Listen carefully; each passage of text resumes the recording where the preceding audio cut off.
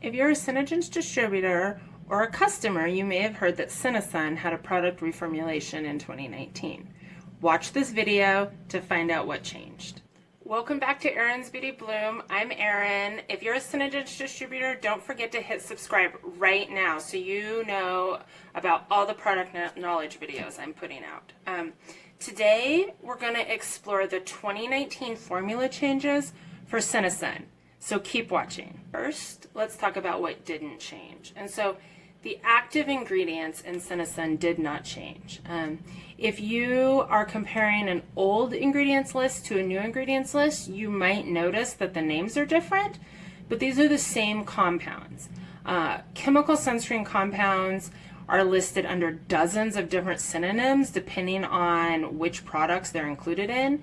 And so in the 2019 reformulation, they updated the synonyms, but the compounds are the same and each compound is present in the same amount. So I made sure to double check this, but the same compounds present in the same amount. So that's one thing that did not change in the reformulation.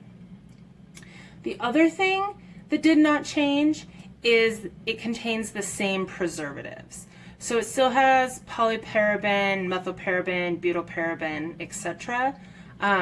Now this, I'm not going to comment on whether this is good or bad. That is for you to decide as a customer. But I think it's important, especially for distributors, to know in case you have somebody who asks a question. Does the new formulation contain parabens? Yes, it does. So what did change? So one thing that changed, and I think these are really great changes, by the way, the first thing I noticed was that many of the fragrances are now listed by individual ingredient. And so you'll see it has citral and citronellone and geraniol, and these are listed in addition to the general term fragrance. In the old formula, once you got down to the end of the ingredients list, it just said fragrance.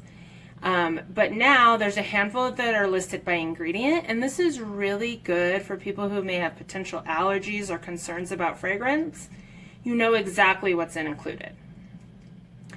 And probably the biggest change in the 2019 reformulation of SeneSun is the first ingredient. So the first ingredient is now an acrylates copolymer. The first ingredient used to be water. So it went from being a solvent to a binder or a thickener. And so what this means for the product is that it will probably improve the consistency because this copolymer provides thickening and suspending properties. And that's useful in products that contain both water and oil components because when they're shaken vigorously, those molecules will stay in dispersion. And this is good. It helps stabilize the product, and that'll result in a more even coverage. If the product is more stable, the components are mixed together and they stay mixed together easier, you'll get a more even coverage.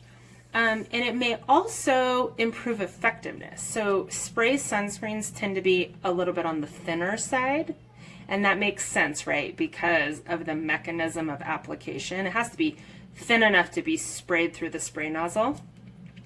But if the product is just a little bit thicker, this will increase your protection from UV damage.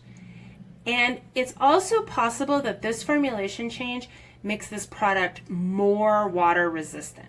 So companies are not allowed to advertise sunscreens as being waterproof, but from an ingredient function standpoint, if you replace the first ingredient with something that's not water soluble, so it went from water to this copolymer, which is synthetic and is not water soluble, this is going to improve the water resistance of the product. So that's an excellent change for customers and distributors alike.